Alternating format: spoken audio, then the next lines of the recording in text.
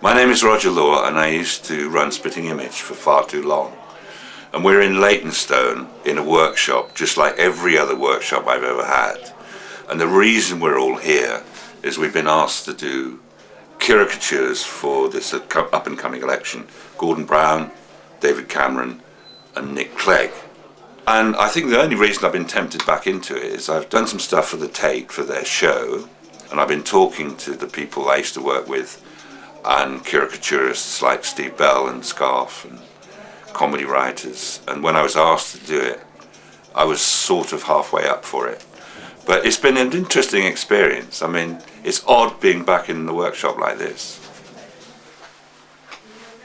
I used to work with Peter Fluck making plasticine models exactly like this. I mean, the spitting image of these, to coin a phrase, and that grew into the television program. But we spent 7 or 8 years making this kind of work for the New York Times and the Economist, the Sunday Times, the Times, and we really enjoyed it because we had a lot of control over it. The television show was like a roller coaster ride, really, compared to working for print. The Tate show includes most of my favourite caricaturists, and people like Gillray and Cruikshank are there, and many of those ideas were recycled by cartoonists like myself, Gerald Scarfe, Steve Bell. The ideas just get recycled over the... I mean, it's very strange that you can do an idea that Gillray did in the same position. It's in the collective psyche. People know it. I mean, that's quite interesting, that you have this tradition that actually means something to a readership or a viewership. It's brilliant.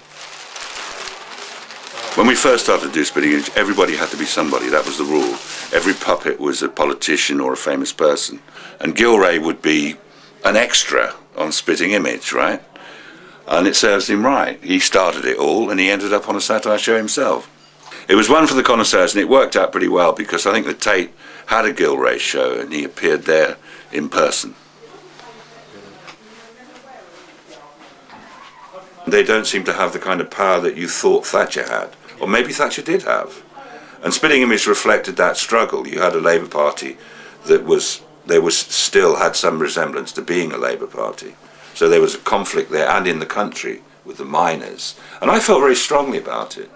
I really, really, really wanted to do Spitting Image. And I don't feel the same way about these people. It's a situation they're not in control of. And you don't feel that any of them could do anything. Which is why outside there we've got them all caricatured, playing cards with credit cards with no money on the table, just buttons. It's all gone and done and dusted. Well, the Tate have got some caricatures, some quite rude ones, of caricatures that Spitting Image did.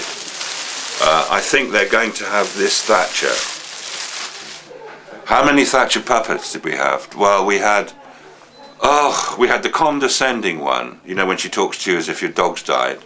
And we had an angry one, and we had a happy one for some reason, God knows why.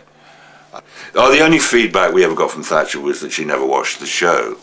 What I find ironic about Thatcher is she created the world that we live in now, pretty much single-handedly, I think.